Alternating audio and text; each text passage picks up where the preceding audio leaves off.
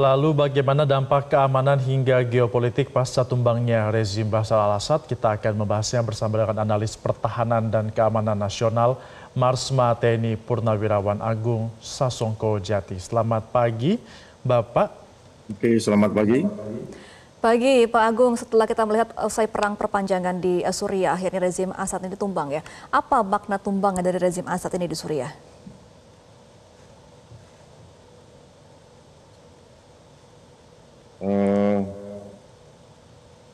Jadi terima kasih.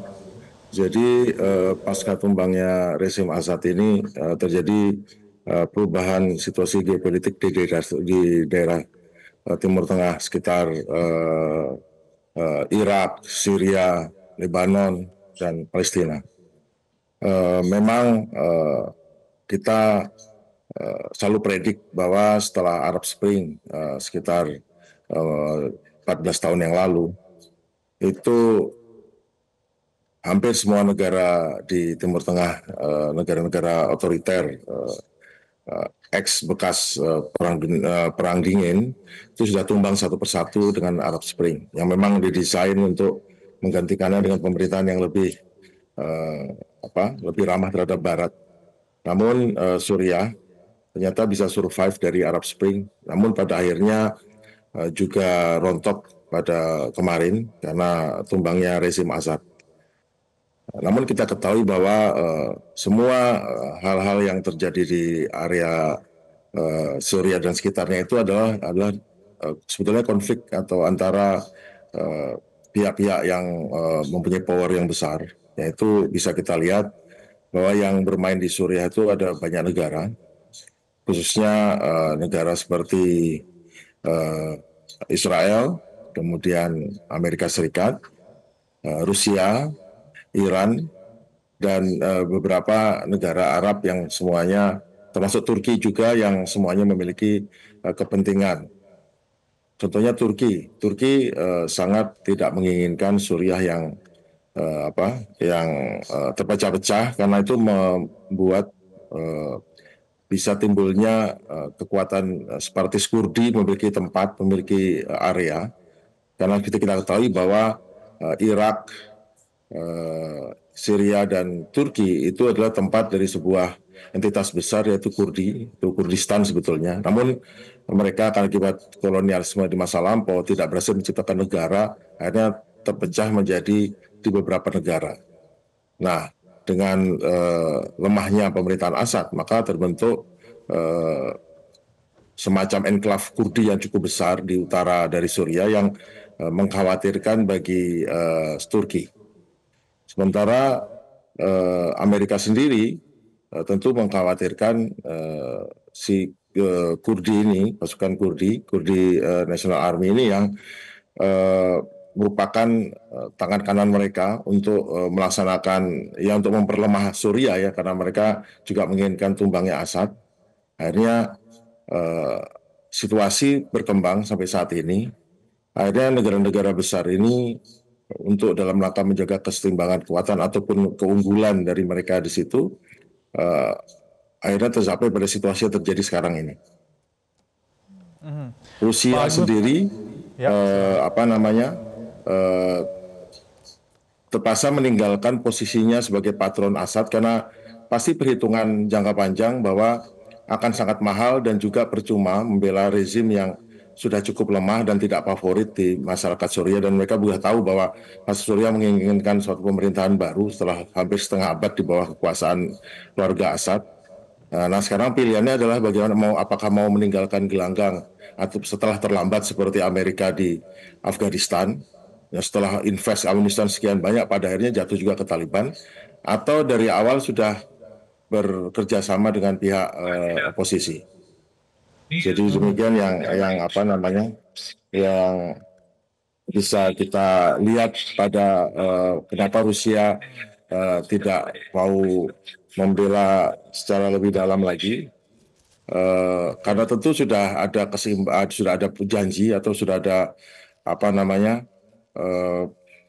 suatu kesepakatan dengan pihak calon pemerintah baru bahwa kepentingan Rusia di sana yaitu pangkalan di Hemim Air Base serta di pangkalan angkatan lautnya, pangkalan udara angkatan lautnya tetap bisa stay di sana. Ya tentu saja tidak ada alasan lagi untuk tetap membela Assad. Yang lebih bagus pemerintahan baru yang tentunya pasti lebih kuat dari Assad dan membuat Suriah lebih bersatu dan lebih stabil dibandingkan Assad yang cukup lemah. Dan Jadi, itu tentu lebih murah atau lebih menguntungkan bagi Rusia juga. Demikian. jadi dengan peristiwa ini, Pak Agung, siapa pihak luar yang paling mendapatkan keuntungan? Nah, soal untung dan rugi ini kan adalah pertimbangan ini. Sekarang justru yang paling diuntungkan itu adalah Turki. Kenapa? Karena Turki, kalau tadinya adalah pemerintah Assad berhadapan dengan pemberontak yang didukung oleh Turki dan Kurdi yang didukung oleh Amerika, serta mungkin ada faksi lain. Nah, sekarang pemerintah Turki dibantu oleh Suriah yang lebih kuat, akan lebih mudah untuk menghadapi Kurdi yang sebetulnya didukung Amerika dan tentunya meskipun kelihatan sekarang adalah Iran dan Amerika seolah-olah dikalahkan, tapi praktis mungkin lebih untung karena Rusia pada akhirnya tetap memiliki pangkalan di sana. Mengenai Iran kita tidak mungkin akan berkurang pengaruhnya, namun yang jelas Rusia tetap mendapatkan keuntungan pangkalan di sana, bekerja sama dengan pemerintah yang lebih kuat dan tidak harus berhadapan dengan perang gerilya di di Suriah yang itu lebih mahal, pasukannya konsentrasi untuk kepentingan Rusia di sana. Namun yang jelas Turki sudah tidak perlu lagi mendukung untuk melawan pemerintah Assad. Nah, sekarang tinggal konsentrasi untuk menghajar ataupun meruntuhkan pasukan Kurdistan yang secara diam-diam melaksanakan perang asimetri terhadap Turki untuk bisa memerdekakan atau mendapatkan negara Kurdistan yang meliputi bagian utara Irak, Suriah, dan di selatan di timur Turki sendiri.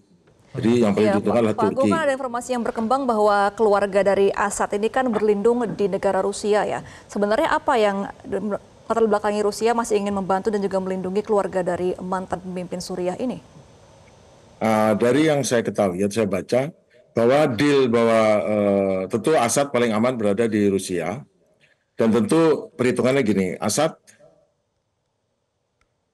untuk mempertahankan Assad itu ongkosnya mahal sekali, dan tentu akan pada akhirnya juga pemerintahan otoriter atau pemerintahan satu family kan sudah, kalau bukan kerajaan tentu sudah tidak favorit lagi, semua sudah tahu.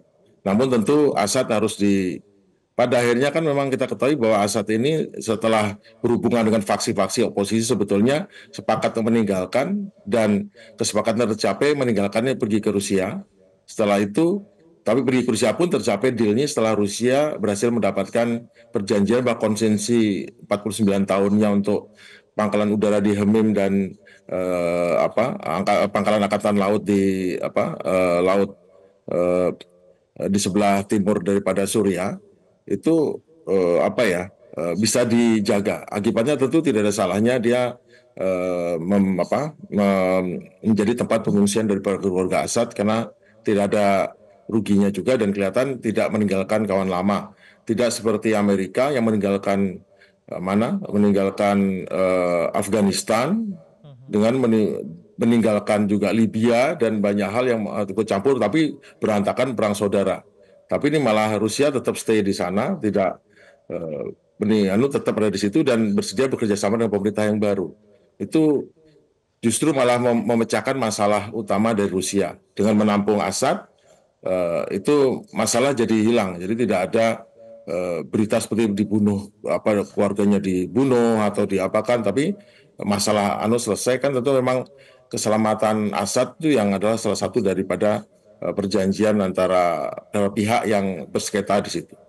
Tapi sekarang yang jelas Rusia lebih jelas firm tempatnya, dia tidak takut kehilangan aset pangkalan angkatan laut dan pangkalan angkatan udara di sana, tetap bisa kepentingannya terjaga dan tidak harus mengeluarkan biaya ekstra lebih dan mungkin jiwa manusia untuk ikut membela pemerintah yang tidak favorit di rakyatnya, namun juga tidak harus terusir pergi dari sana. Itu adalah keuntungan masa depan dan tentu juga berhadapan juga dengan, perlu diingat bahwa Amerika juga hadir di Suriah, 900 prajurit Amerika untuk mendukung Kurdi. Nah, ini yang sekarang jadi musuh bersama dari negara Suriah bersatu, kalau nanti bisa bersatu, yang dihadapi, dan itu dengan Turki. Jadi malah Rusia dan Turki ini adalah pihak-pihak yang mungkin memang mengatur di balik layar mengenai ini. Namun Barat mendompleng, Israel mengambil Golan, tapi tentu saja mengambil cukup nanti pemerintah keuntungan Suriah ya. akan Tapi Pak berdebat juga Agung, dengan kalau secara Israel untuk soal global Golan. dan juga Tapi yang jelas secara pasti lebih kuat daripada pemerintahan Assad. Karena ya, lebih diakui secara oleh- keamanan di Timur Tengah, Pak, ini keamanannya seperti apa dan juga global?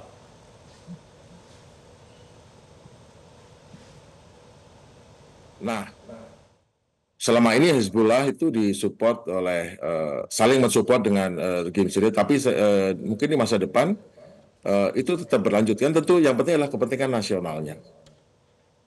Semua juga sadar di para pelaku di Timur Tengah, tidak seperti masa lampau yang tidak well informed sekarang, bahwa untuk bisa bekerja sama dengan Barat dan bekerja sama Rusia ataupun Timur, itu kelihatannya lebih langgeng dengan Timur. Kalau Barat dengan mudahnya dibuat demokratisasi di Timur Tengah, ternyata malah membuat negara-negara itu menjadi tidak makmur kalau dia sepenuhnya mau menjadi ajang pertempuran antara Barat dan ini, sehingga mereka tentu memilih mana partner yang paling cocok di wilayahnya untuk bisa mendukung, mensupport dia maju berkembang.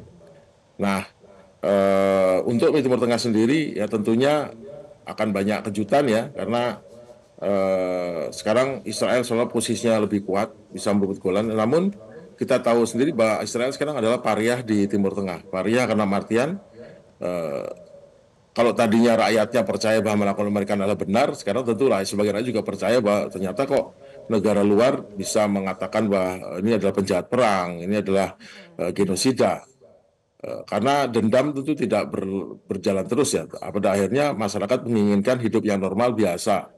Nah, itu sama juga masyarakat Suriah menginginkan hidup normal biasa, tidak mau bentrok lagi di bawah Assad, tentu, tapi mereka tentu mementingkan kedaulatannya untuk bisa merebut semua daerah jadi bersatu, termasuk wilayah yang dikuasai Kurdi sekarang ini. Tentu janji ke Kurdi oleh Amerika akan merdeka, meskipun tidak disebutkan.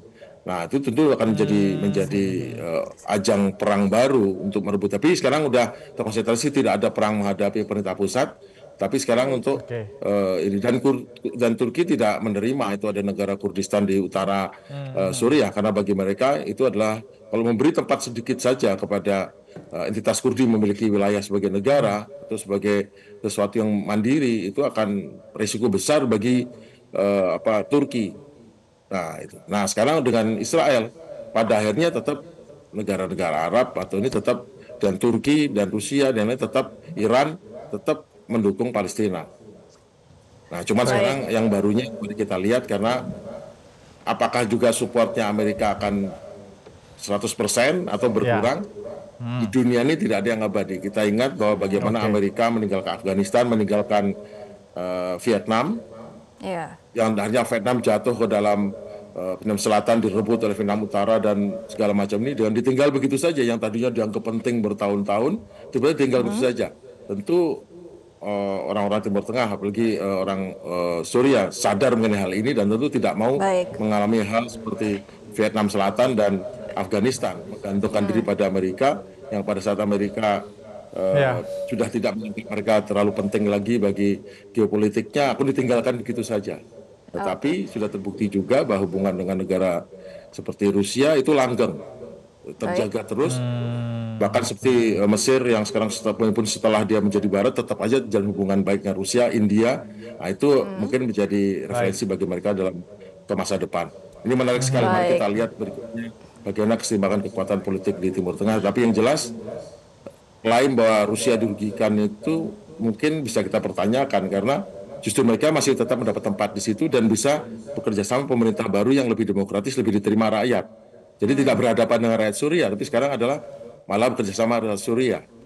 Nah, sekarang malah pihak yang agak berdosa ya malah Amerika, yang tadinya mendukung Kurdi untuk melawan ISIS segala macam dan melawan pemerintah Assad. Pak Agung, mohon maaf harus kami potong karena durasi, tapi kami sudah menangkap poinnya. Terima kasih atas informasinya, analis pertahanan dan keamanan nasional, Marsma TNI Purnawirawan Agung Sasongko-Jati. Selamat kembali beraktivitas, Pak Agung. Jelajahi cara baru mendapatkan informasi. Download Metro TV Extend sekarang.